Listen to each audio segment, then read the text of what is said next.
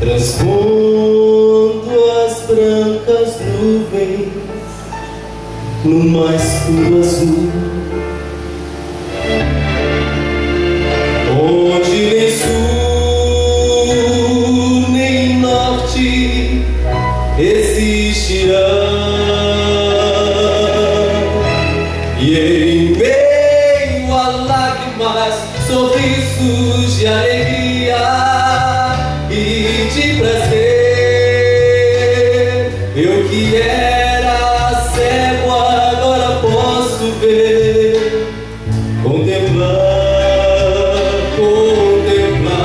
enfim. Por isso eu canto glória, glória, glória ao autor da minha fé. Glória, glória ao autor da minha fé.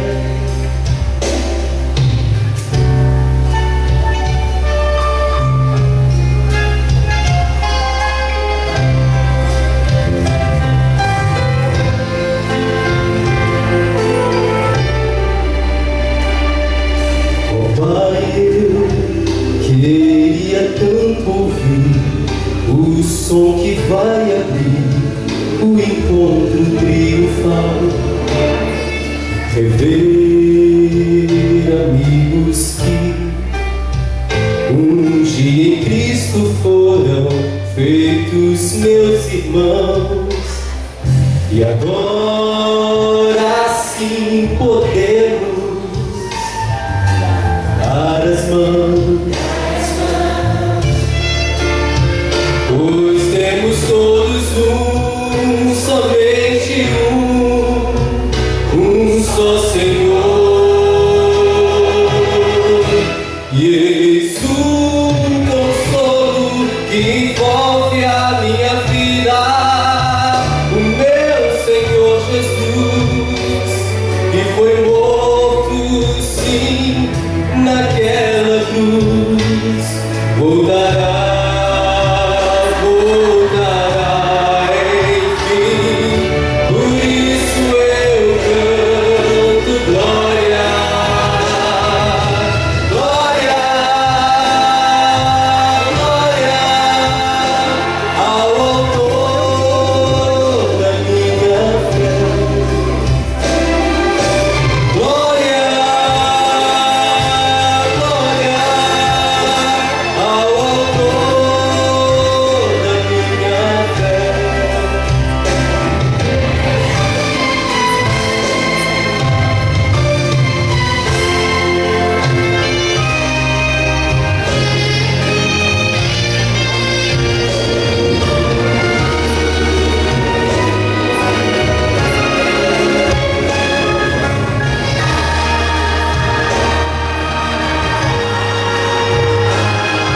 Glória ao Senhor, glória ao Senhor, glória ao Senhor, o autor da minha fé. Glória ao Senhor, glória ao Senhor, o autor da minha fé. Glória ao Senhor, glória ao Senhor, glória ao Senhor, o autor da minha fé. Glória ao Senhor, glória ao Senhor, o autor da minha fé.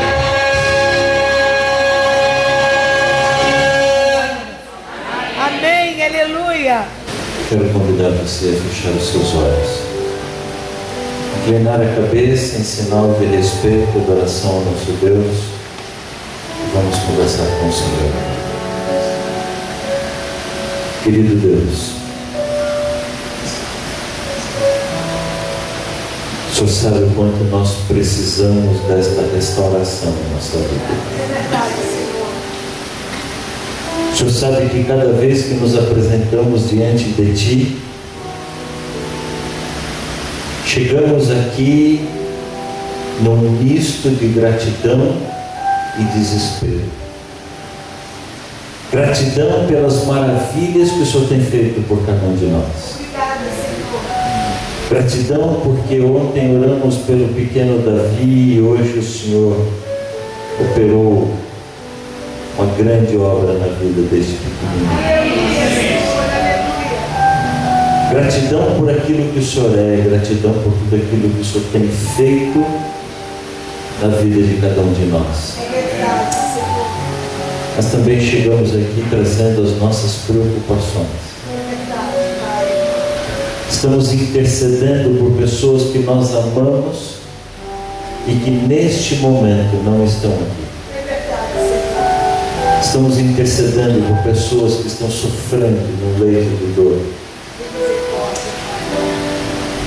Por isso que nestes papéis nós expressamos o nosso mais profundo sentimento. Por favor, Senhor, leia cada um desses papéis. Leia o nosso coração. Ouve a nossa súplica, Senhor. Eu te peço, por favor, derrama o teu Espírito Santo sobre nós. Neste momento nós vamos abrir a tua palavra, Senhor. Que eu seja um prego agora. Que nesse prego esteja pendurado um quadro de Jesus. Amém, Senhor. E que só Ele apareça nesta hora. Amém, Senhor. Que a tua voz enche o nosso coração. Por favor, Pai. Eu te peço em nome de Jesus. Amém, Senhor. Amém. Obrigado, podem se assentar.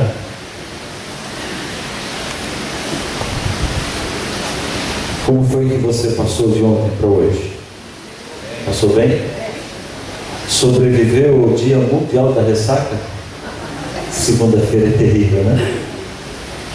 Obrigado, querido. O corpo da gente trabalha em slow motion, em câmera lenta. Você olha aquele monte de papéis em cima da mesa e fala assim: meu Deus, o que isso está fazendo aqui ainda? Eu tinha tanta esperança que tudo isso desaparecesse durante o final de semana, mas estava tudo ali esperando por você. Mas Deus é maior, Deus é muito grande. Hoje eu orei por você. Sei que alguns de vocês oraram por mim também. Temos colunas de oração aqui, vocês sabem quanto nós precisamos de vocês. Esta semana, no final da semana, todas as pessoas estarão pensando no sacrifício de Cristo. Esta semana, a partir da sexta-feira, sexta-feira, vão pensar em Jesus, porque domingo vão pensar no coelho, no ovinho. Se tiver no coelho, botar ovo. É pecado comer chocolate, mas não se derrame no chocolate. Mas antes de nós chegarmos à cruz, tem algumas coisas que a gente precisa entender. Nós vamos chegar lá. Estamos chegando. A primeira coisa que eu entendi que nós precisávamos ontem era conhecer quem é Deus. Quem é esse Jesus? Esse Deus maravilhoso que se fez carne, que habitou entre nós. E eu espero que ontem eu e você tenhamos conseguido sair daqui com uma imagem diferente a respeito de Deus e de Jesus. Eu estou dizendo Deus e Jesus porque as figuras são diferentes na nossa mente. Toda vez que eu me refiro a Deus, na minha mente eu penso na pessoa do Pai. Nós não sabemos os nomes verdadeiros deles. A um nós chamamos de Pai. E eu sei a que pessoa da Trindade eu estou me referindo. A outro nós chamamos de Espírito Santo. Eu também sei a que pessoa da Trindade eu estou me referindo. Ao outro nós chamamos de Cristo, de Filho. Esse é o único Deus, é o único ser da Trindade que nós sabemos o nome verdadeiro dele. O nome que ele recebe no céu. O nome dele é Miguel. Miguel.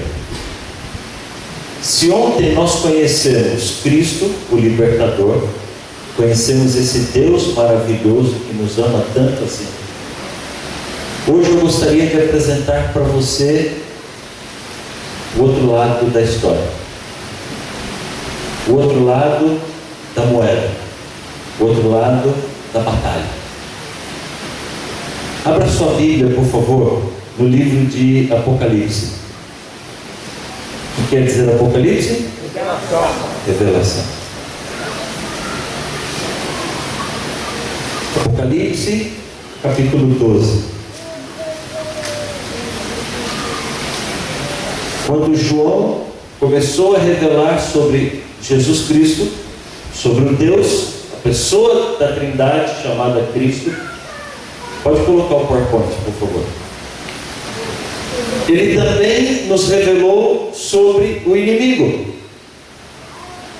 Apocalipse capítulo 12, a partir do verso 7, ele diz assim: então houve uma batalha nos céus. Miguel e seus anjos lutaram contra o dragão, e o dragão e os seus anjos revidaram.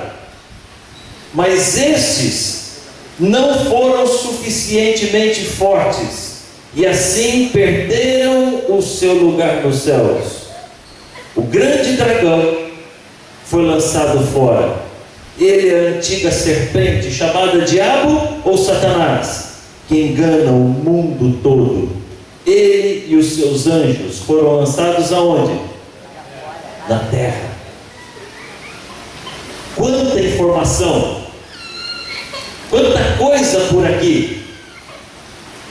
Tinha que ser justo na terra. Puxa vida.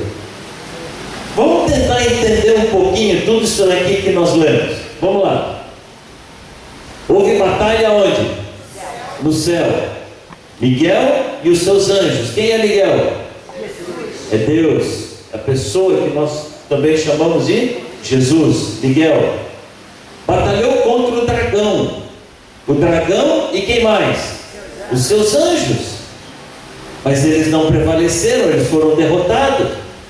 Ele foi lançado, foi precipitado o grande dragão, também chamado de antiga serpente, diabo, Satanás, porque ele engana todo mundo, e ele foi lançado na terra.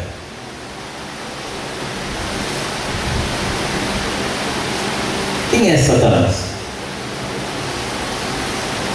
Quem é Satanás?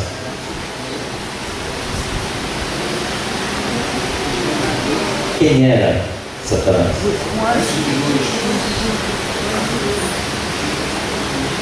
Dá uma olhadinha lá em Ezequiel capítulo 28, por favor. Deixa marcado aqui, porque nós vamos voltar daqui a pouquinho para Apocalipse 12 aqui, mas vamos lá. Ezequiel capítulo 28.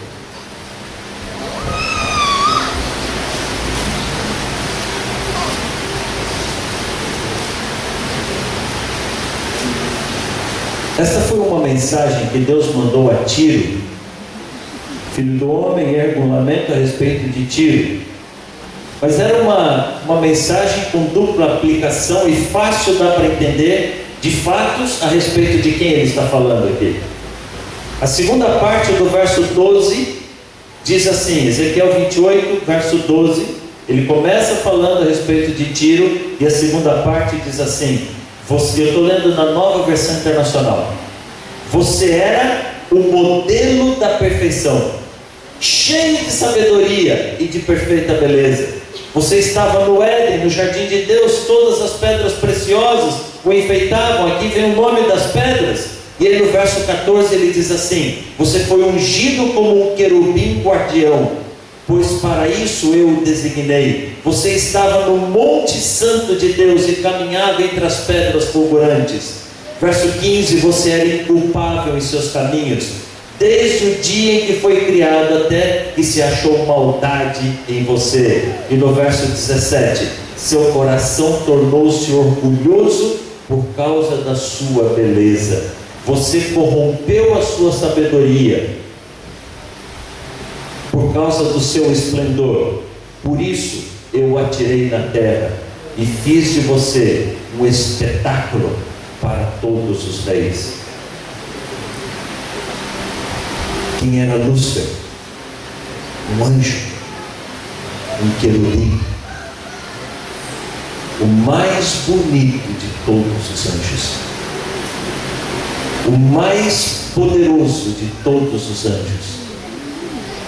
Eu vou explicar um pouco melhor esse texto através de outro texto, História da Redenção. Aqui Ellen White não acrescenta nada, ela apenas explica um pouco melhor. Lúcifer, antes de sua rebelião, foi um elevado e exaltado anjo, o primeiro em honra depois do amado Filho de Deus. Seu semblante, como o dos outros anjos, era suave, exprimia felicidade, mas a testa era alta e larga, demonstrando grande inteligência. Sua forma era perfeita, o porte era nobre e majestoso. Uma luz especial resplandecia de seu semblante e brilhava ao seu redor, mais viva do que ao redor dos outros anjos. Sabe quem era Lúcifer? O líder de todos os anjos, o principal de todos os anjos, o primeiro anjo logo abaixo de Deus. Como é que pode um ser perfeito, em um lugar perfeito, deixar a maldade entrar no seu coração? Você consegue entender isso? Não dá para entender. A Bíblia chama isso de o mistério da iniquidade. Mas uma coisa eu sei: toda vez que eu dou liberdade para os meus pensamentos, eu estou entrando em terreno perigoso. As coisas passam pela cabeça da gente, as ideias passam pela cabeça da gente. Você está endividado e vê um dinheiro dando sopa lá no trabalho. A ideia passa, não tem jeito. Você está andando na rua e vê uma mulher bonita passando por ali. As ideias passam. Você está sofrendo, vê uma corda e pensa em amarrar no telhado. Quanta bobagem já passou pela minha e pela sua cabeça durante a nossa vida. Você está deitado na cama à noite, começa a vir aquele monte de estupidez para cima da vida da gente. Filho, toda vez que você não controla os teus pensamentos, você está entrando num terreno estupidamente perigoso. Eu não posso impedir que estas bobagens passem por aqui, mas eu posso impedir que elas estacionem. Eu não posso impedir que os passarinhos voem sobre a minha cabeça, mas eu posso impedir que eles façam ninho sobre mim. Entendeu a diferença? Não seja besta, tolo, tonto, estúpido, a ponto de não controlar seus pensamentos.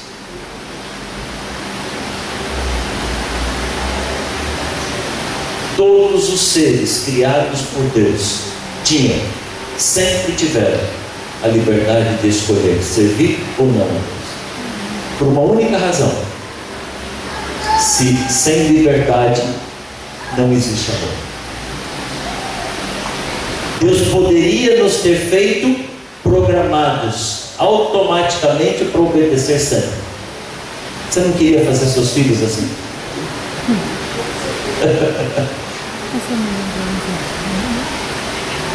Se nós fôssemos programados para obedecer sem nenhuma alternativa, obedeceríamos, tudo seria perfeito, mas não seríamos felizes, porque foi tirado de nós, teria sido tirado de nós a liberdade de escolha. Você quer entender mais ou menos como isso funciona? Imagine um rapaz que vê uma moça muito bonita e ele se apaixona pela moça. Eu não vou usar vocês, não, vou me usar, tá bom? Vou me usar. Paulo conheceu Simone, minha esposa é linda, eu sou apaixonado por ela. Eu me encantei com a Simone, eu queria ela para mim. Eu contratei uns amigos meus, invadi a casa dos pais dela de madrugada,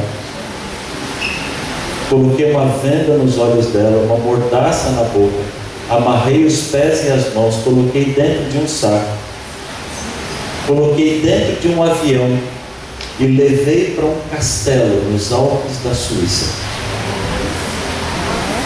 Que tal? Começou a ficar romântico, né? Quando ela acorda, num quarto enorme daquele castelo, comida, muito conforto, muito luxo, ela continua amarrada, continua amordaçada. Eu apenas tiro a venda dos olhos dela e digo assim: querida, você não me conhece, mas eu sou o homem da sua vida. Eu tenho tudo que você precisa para ser feliz. Você vai viver nesse castelo cheio de servos à sua disposição. Você tem do seu quarto essa vista maravilhosa. Mas tem um problema: você não me conhece ainda, você não me ama ainda. Eu não posso deixar você jogar tudo isso fora. Por isso, você vai continuar amarrada e presa. Que chance eu teria dela me amar? Nenhuma. Mas por que não? Eu levei para um palácio, um castelo, nos Alpes da Suíça, o sonho de toda mulher. Está num palácio, num castelo, cheio de servos à sua disposição, com uma vista maravilhosa pela janela. O que foi que eu tirei dela? Liberdade. Sem liberdade, não existe amor. Você entendeu por que Deus deu liberdade de escolha?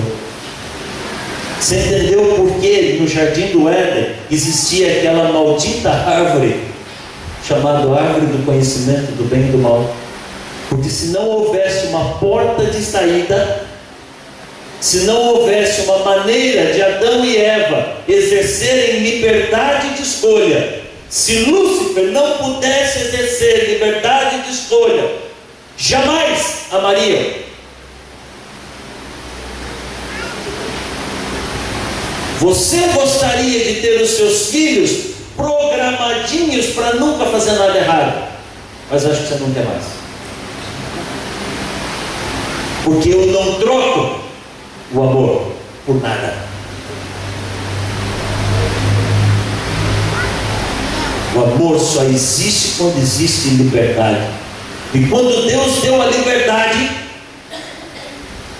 Ele sabia que estava correndo um risco dos seus filhos escolherem errado. Mas sabe por que Deus deu liberdade de escolha? 1 João 4,8, verso áureo dessa semana. O verso áureo da minha vida. Aquele que não ama não conhece a Deus. Por quê? Porque Deus é amor. Um Deus que é amor não podia tirar isso dos seus filhos.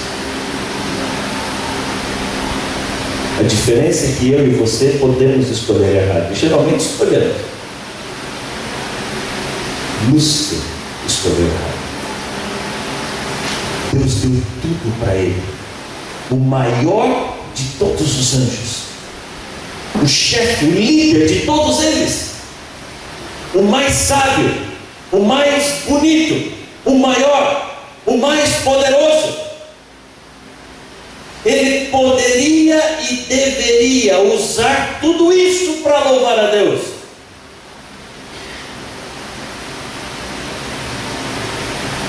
Você já parou para se perguntar por que a gente tem que ficar adorando a Deus o tempo inteiro?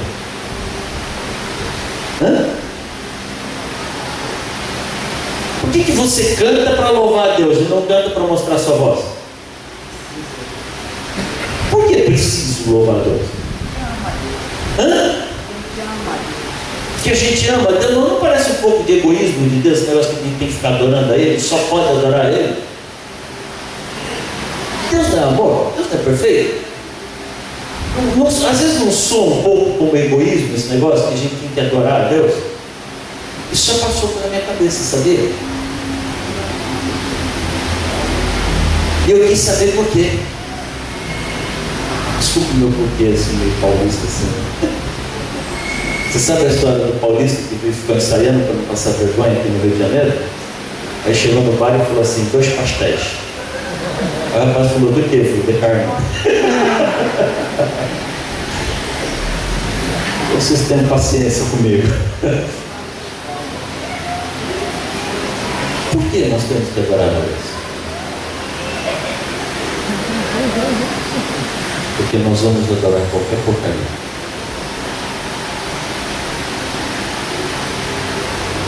Tem gente que adora pedra. Já viu gente adorando pedra? Tem gente que adora pau, um pedaço de pau. Tem gente que adora o sol. Tem gente que adora animal, gato, vaca. Quando eu não conheço o Deus verdadeiro, eu vou adorar qualquer porcaria que tiver na minha frente. O que é que um pedaço de pau pode fazer por mim? Nada. O que é que um pedaço de pedra pode fazer por mim? Nada. O que é que uma vaca pode fazer por mim? Além de dar um leitinho de vez em quando? Nada. Você está entendendo o que eu estou dizendo? Deus direciona a minha adoração porque é correto. Tem gente que adora jogador de futebol, adora artista de televisão, ator de cinema, adora de adorar, de pagar R$150 numa camiseta porque tem o nome do sujeito escrito atrás e tem um selinho pendurado nela, oficial. Desculpa, eu não estou criticando quem tem a camiseta em casa. Só pensa comigo. Quanto ganha o Neymar? Quanto ganha o Ronaldinho Gaúcho? Quem paga o salário desses camaradas? De alguns milhões por mês. Os fãs, quem vai para o estádio. O que é que eles dão então?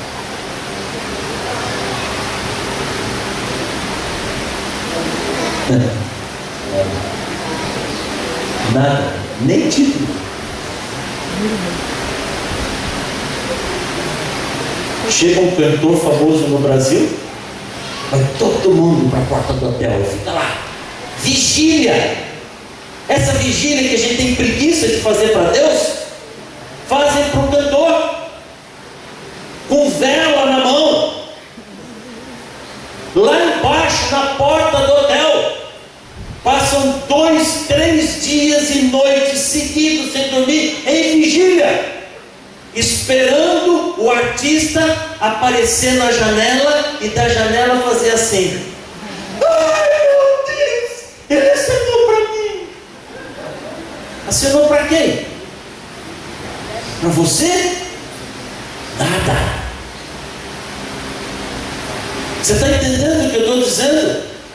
Nós adoramos coisas estúpidas que não nos dão nada em troca. E quando eu tiro tudo isso, pior ainda, eu começo a adorar a mim mesmo. Essa foi a desgraça de Lúcifer, adorar a si mesmo. Filho, nem você é capaz de dar nada em troca para você mesmo. Sabe por que Deus me manda adorar a Deus? Por duas razões. Espero que você lembre disso pelo resto da sua vida. A primeira razão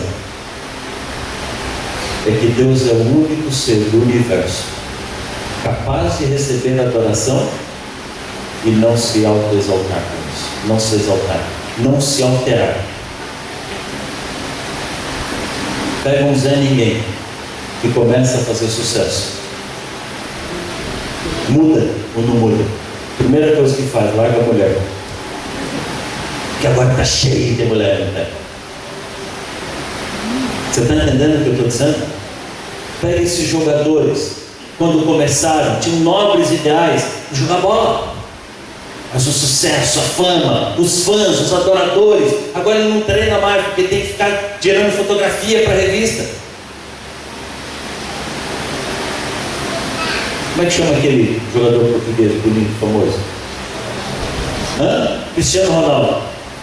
Sabe quantos abdominais ele faz por dia?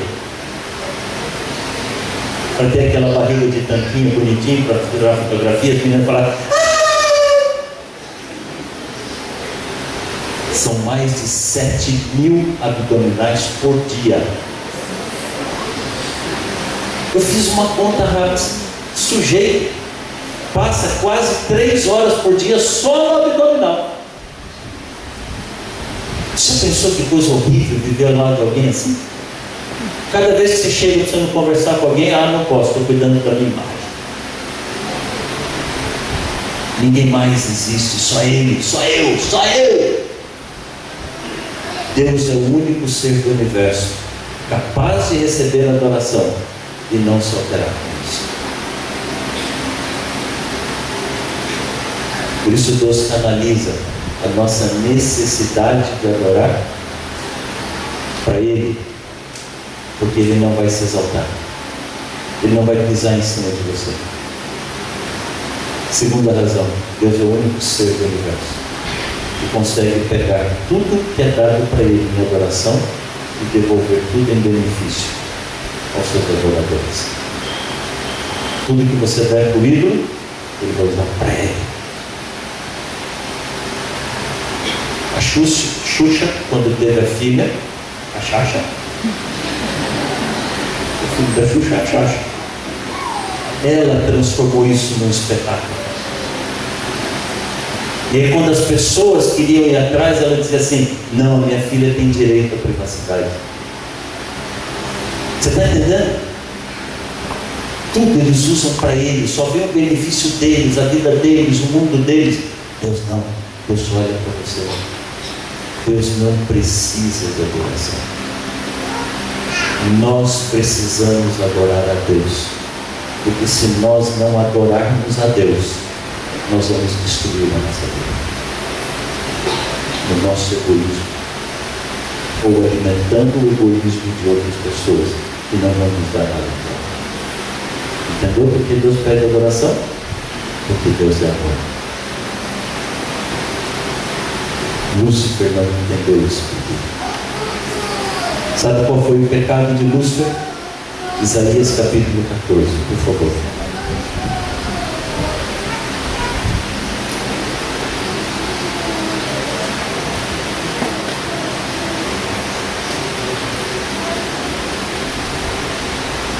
Isaías capítulo 14.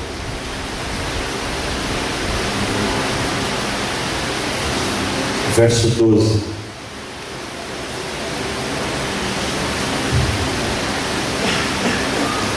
Como você caiu dos céus, ó estrela da manhã, filho da alvorada. Como foi atirado à terra, você que derrubava as nações. Você que dizia no seu coração: subirei aos céus, erguerei o meu trono acima das estrelas de Deus. Eu me assentarei no monte da Assembleia, no ponto mais elevado do Monte Santo. Subirei mais alto que as nuvens do céu. Serei como o Altíssimo. Sabe qual foi o problema de Lúcifer? Lúcifer, ao invés de se dedicarem a adorar a Deus, usar tudo que Deus deu em benefício dos anjos que estavam sob sua responsabilidade, Lúcifer olhou para si. Como eu sou bom, como eu sou bonito, eu sou melhor do que todo mundo. Quer saber de uma coisa? Vocês têm que me adorar. Vocês estão aí embaixo, quietinhos, calados. Olha para mim aqui em cima. Vocês têm que me adorar. O orgulho, a inveja, a arrogância tomou conta daquele coração. Ele pretendeu o lugar que pertencia a Cristo. Ele queria ser um da Trindade.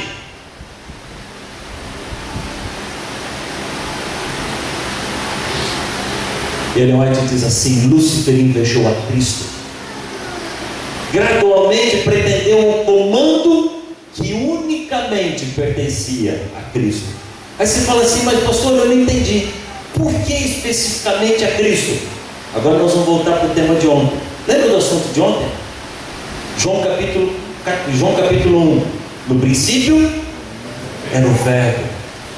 Todas as coisas foram feitas por Ele.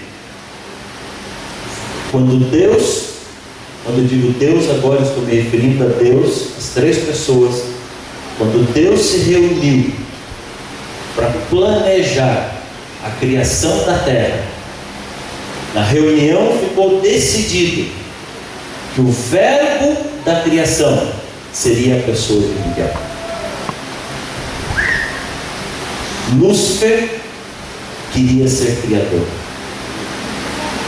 Lúcifer queria dizer: haja luz, mas ele não tem poder para isso. Por isso ele pretendeu o lugar de Cristo. Por isso a batalha foi entre Lúcifer e Miguel, entre Satanás e Cristo. Quando Cristo se tornou o agente da criação, quando Cristo disse e realizou a obra da criação, ele se irou contra a pessoa de Cristo. Daí toda a batalha entre Lúcifer e Cristo. E sabe o que aconteceu? Agora você volta lá para Apocalipse capítulo 12. A gente já sabe, então houve a batalha. Só que Cristo venceu a batalha. Satanás e seus anjos foram lançados fora do céu. Quantos anjos tem Satanás? Quantos anjos tem Satanás? Eu disse para você segurar aqui. Agora volta um pouquinho. Apocalipse 12, verso 4.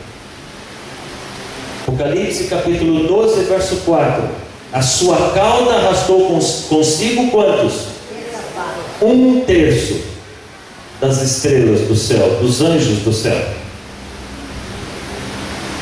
Quanto dá 1/3 de todos os anjos?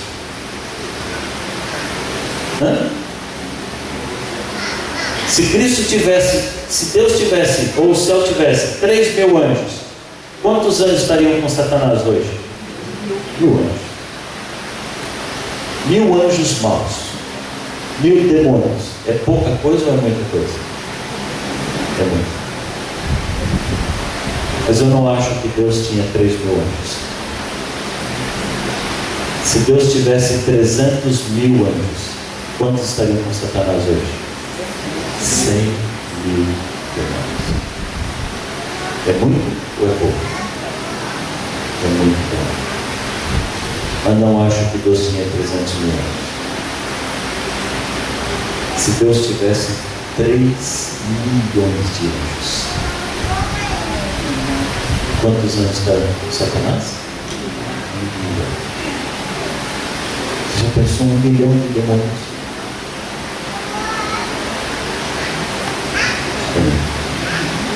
Mas não acho que Deus tinha 3 milhões de anjos. Sabe o que a Bíblia fala? Miríades de miríades, milhares de milhares. Existem bilhões, trilhões de demônios por aí. Isso é assustador, não é assustador? Hoje, em algum momento, eu liguei a televisão. Acho que estava lanchando na hora do almoço, sei lá o que estava fazendo. E algum canal que eu também não sei o que é, porque eu liguei, estava lá na televisão, estava uma mulher explicando para duas mulheres num programa de televisão o que é a Quaresma. E ela dizendo que a Quaresma, que é comemorada pelas principais religiões do Brasil, é esse período que antecede a Páscoa, e que é um período de purificação. Mas essa mulher é espírita, e ela deu uma explicação muito interessante. E ela disse assim: agora existe um detalhe da Quaresma que ninguém sabe. A palavra é indulto. E segundo a teoria dela, todas as almas recebem indulto durante a Quaresma. E tem os 40 dias para decidir se vão aceitar a morte de Cristo ou se vão rejeitar. Se aceitarem a morte de Cristo, estão libertas e podem ir para o paraíso. Se rejeitarem, vão ser condenadas. Então ela diz assim: tem muita maldade durante a Quaresma, e os anjos maus estão trabalhando, e a gente tem que se purificar muito. E ela começou a mostrar os amuletos e não sei tudo que tem que fazer lá. Que bobagem. A verdade é que as pessoas temem Satanás, e tem que temer, porque ele já perdeu muito do poder dele, mas ele ainda é muito mais poderoso do que eu e você. Tem que temer, porque ele tem um exército, uma legião de anjos maus que o acompanham, que seguem e que perturbam a nossa vida de dia e de noite. Primeiro erro que você pode cometer na sua vida é ignorar Satanás. Há um filósofo francês que disse o seguinte: o maior engano de Satanás é convencer as pessoas de que ele não existe. Não cometa a loucura de ignorar, porque ele é um inimigo dele. Mas também não precisa ficar morrendo de medo, porque eu tenho uma notícia maravilhosa para você. Embora Satanás tenha uma legião de demônios junto com ele, Deus tem o dobro. Deus tem o dobro. Isso é maravilhoso. Sabe por quê? Porque não há absolutamente nada que ele possa fazer contra mim e contra você. Deus tem o dobro. Acabou. Acabou. Mas antes de voltar nesse assunto, eu só quero que você entenda um último detalhe. Por que, afinal de contas, Lúcifer foi lançado para a terra? Só para você não sair daqui com um ar de injustiça, com um ar de maldade. Houve batalha no céu. Satanás perdeu a batalha. Foi lançado fora do céu. Naquele momento não havia mais oportunidade de salvação, nem para Satanás e nem para os anjos dele. Tudo que Deus podia fazer por eles já tinha sido feito. Deus poderia ter destruído Satanás se Satanás não tivesse inventado uma mentira. Há duas coisas que eu queria que você entendesse. A primeira foi a mentira dele. Satanás prometia aos seus anjos um governo novo e melhor. Deixa eu explicar um pouco melhor para você como que aconteceu essa batalha. Quando a maldade entrou no coração dele, ele desejou o lugar de Deus. Deus não deu lugar para ele. Ele começou a visitar os anjos e oferecer para eles um governo melhor. Ele mentiu. Os anjos eram inocentes. Sabe o que aconteceu quando ele mentiu? Os anjos acreditaram nele, porque os anjos não conheciam a mentira. Eles não tinham maldade no coração deles. Alguém chegou falando, todo mundo acreditou. Sabe a primeira vez que chegou que alguém ofereceu um relógio para você na rua? Aqueles falsificados que você achou que contou uma história do arco da velha? A gente acredita nessas coisas. Depois, agora é fácil. Se alguém ligar para você dizendo que teu filho está sequestrado, agora você já não acredita mais. Mas as primeiras ligações, quanta gente acreditou nisso? Satanás mentiu, os anjos não conheciam mentira, acreditaram nele. Só que, embora muitos acreditaram nele, muitos ainda se mantiveram leais a Deus. E os anjos que ficaram leais a Deus avisaram aos outros anjos que eles estavam no caminho errado. E aí, os anjos que tinham acreditado em Satanás se arrependeram. Você está entendendo o que eu estou dizendo aqui? Satanás inventou uma mentira, a maioria dos anjos acreditou nele. Os que não acreditaram disseram: gente, isso é bobagem, não existe um governo melhor que o de Deus. Aí eles caíram. Pera um pouquinho, estão oferecendo um governo novo, mas ele quer derrotar. Não tem. Aí caíram na realidade, voltaram para Deus. Mas Satanás governa com mentiras. O que ele fez?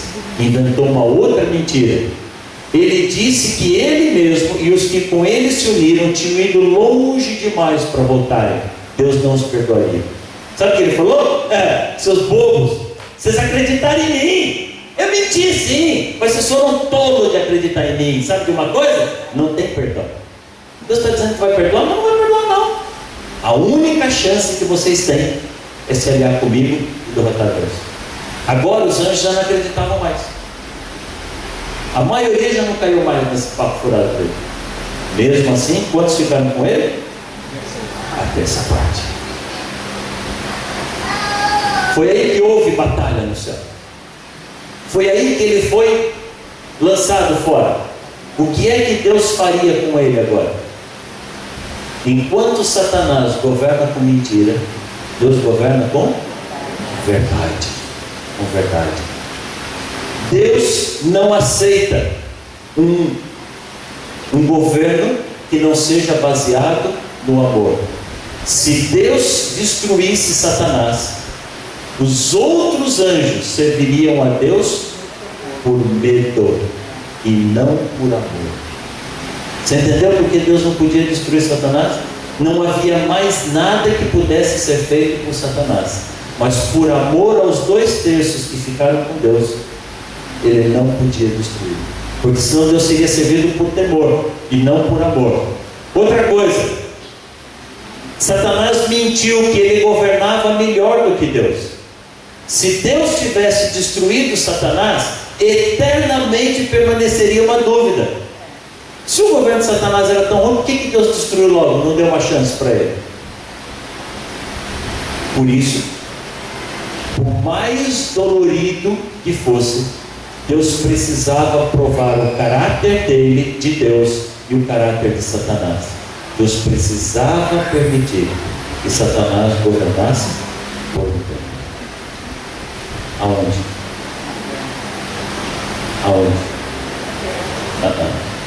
Sabe aonde? Satanás só poderia governar onde ele fosse recebido. Imediatamente Deus enviou 2 anjos a cada mundo criado, avisando da rebelião e avisando aos seres desses mundos: se vocês resistirem às primeiras tentações, estarão eternamente livres do mal. Se Satanás fosse rejeitado em todos os mundos criados, Deus poderia destruir. Ele não tinha governo. Acontece que quando ele chegou na terra, ele foi bem recebido. Você diz assim: pastor, mas não fui eu. Eu não estava lá. Deixa eu perguntar uma coisa para você. Já teve alguma vez na sua vida que você disse assim: Deus que me perdoe, eu sei que isso é errado, mas foi lá e fez do mesmo jeito? Sabe o que você está dizendo? Eu teria feito o mesmo que você. Quantos pecaram? Diz a Bíblia. Todos pecaram. Nenhum de nós faria diferença.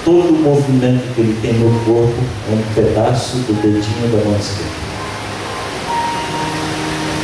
Todo mundo morreu. Deus preservou a vida dele. Eu conheci esse rapaz num programa da igreja, casado, uma filha linda, frequentando a igreja. Ele falou: só tem um problema, pastor. Tem mais de 15 anos que eu não tenho uma noite de sono. Cada vez que eu deito, todas aquelas cenas ficam passando pela minha cabeça. Para a honra e glória do Senhor, meu Deus. Depois de 15 anos, eu pude dormir a primeira noite de um sono gostoso e reparador. Salmo 91. Filho, nunca tire esse salmo da sua mente. Aquele que habita no esconderijo do Altíssimo e descansa à sombra do Onipotente, do Todo-Poderoso, esse pode dizer ao Senhor: Tu és o meu refúgio e a minha fortaleza, o meu Deus em quem confio. Aqui fala de fortaleza. A senhora White diz que uma alma rendida ao poder de Deus torna-se inexpugnável contra os assaltos de Satanás. Sabe o que isso quer dizer? Ele fica do lado de fora, bramando e rugindo, tentando pegar você. Não tem acesso por uma única razão: você está nos braços do Senhor nosso Deus. Sai dos braços de Deus e imediatamente você cai nos braços de Satanás. Aí é bom ter medo, sim, mas aqui dentro há conforto e segurança, porque Ele é o nosso refúgio e a nossa fortaleza, o meu Deus em quem confio. Verso 3: Deus livrará você do laço do caçador e do veneno mortal. Ele cobrirá você com as suas penas e debaixo das suas asas você encontrará refúgio. Eu cresci ouvindo uma história de uma fazenda que pegou fogo, e que depois do incêndio o fazendeiro saiu olhando todo o prejuízo que ele teve, e de repente ele viu a sua galinha de estimação torrada, queimada, e debaixo daquela galinha morta, das asas dela saíram seus pintinhos, sãos e salvos. Você já deve ter ouvido essa história. Outro dia eu estava assistindo um documentário do National Geographic, e estava falando desse passarinho que vive na água, o jassanã. O jassanã, lá na África, ele é uma ave que ele anda, literalmente anda sobre a água. Ele usa as folhas, gravetos, vai andando sobre a água. O macho cuida dos filhotes. E o documentário mostrava o macho ensinando os filhotinhos a andar sobre a água. Mas de repente o pai ouviu um barulho. E o narrador do documentário dizia assim: ele sabe que os seus filhotes não sabem ainda se refugiar. Ele usa toda a habilidade dele, usando os gravetinhos, andando sobre a água. Ele vai passando e recolhendo os filhotinhos para debaixo das suas asas. Eu vi aquela ave de pernas compridas, com as asas fechadas, correndo sobre a água, buscando abrigo, e com um monte de pezinhos por baixo das suas asas. Filho, se uma galinha, se um passarinho consegue cuidar dos filhotes debaixo das asas, você consegue imaginar o que é estar debaixo das asas de Deus?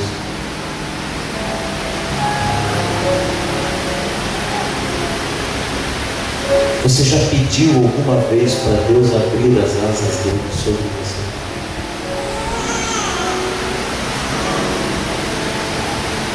Ele cobrirá com suas penas, e debaixo das suas asas você encontrará refúgio. A fidelidade do Senhor será o seu escudo protetor.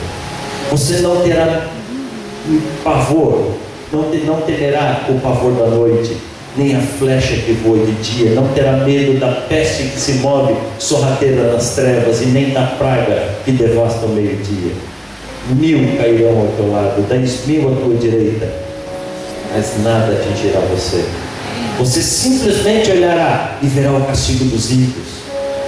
Se você, verso 9, se você fizer do Altíssimo o seu abrigo, do Senhor o seu refúgio, nenhum mal o atingirá, desgraça nenhuma chegará à sua tenda, porque a seus anjos Deus dará ordem a seu respeito, para que te protejam em todos os seus caminhos. Um pastor amigo meu estava sozinho na igreja dele, sábado de manhã.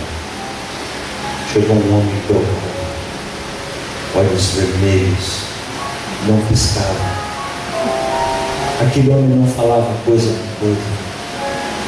O pastor César olhou para aquele homem e disse assim: o que você quer afinal? E o homem puxou a arma e disse assim: eu vim aqui para te matar. Ele não tinha para onde correr sozinho na igreja. O pastor César olhou para aquele homem e disse assim: por que você não me mata? Por causa desse exército atrás do Senhor. Porque se eu levantar essa arma contra o Senhor, eles vão vir para cima de mim. Deus não mandou um anjo para cuidar de você. Deus mandou um exército. Satanás tem muitos demônios. Deus tem o dobro. Ele é o meu escudo. Ele é o meu refúgio. Filho, não tem o que temer. Se hoje você colocar a sua vida nas mãos do Senhor, sabe o que é que o inimigo pode fazer contra você? Nada. Porque Deus tem cuidado de você.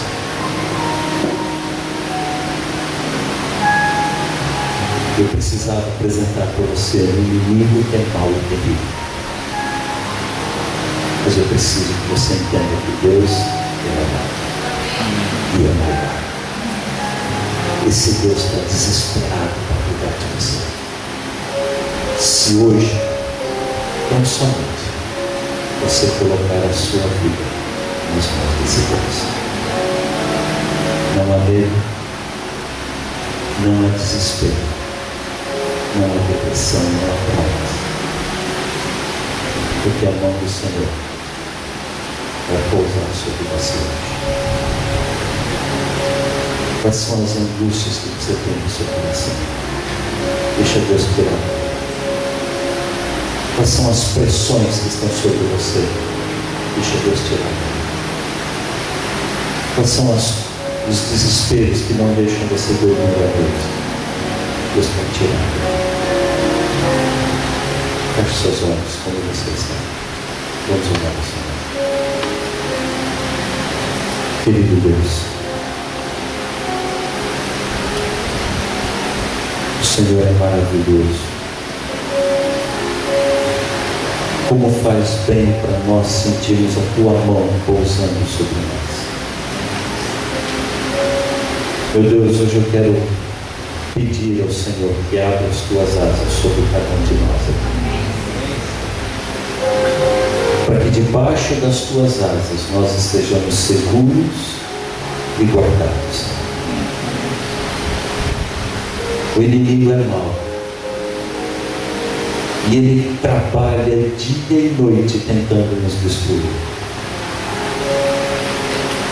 Mas o Senhor prometeu estar ao nosso lado todos os dias. O Senhor prometeu ser o nosso escudo, ser o nosso refúgio, nossa abrigo. Hoje nós queremos nos esconder debaixo das Tuas asas. Obrigado por esta bênção tão grande do Senhor derramar em nossa vida. Nos deu o privilégio de sairmos daqui sob a Tua proteção. Cuida de nós ao voltarmos para casa. Cuida de nós ao irmos pelas nossas atividades amanhã. Mas amanhã à noite, Senhor, por favor, nos traga para mais um encontro contigo. Eu te peço em nome de Jesus. Amém, Senhor.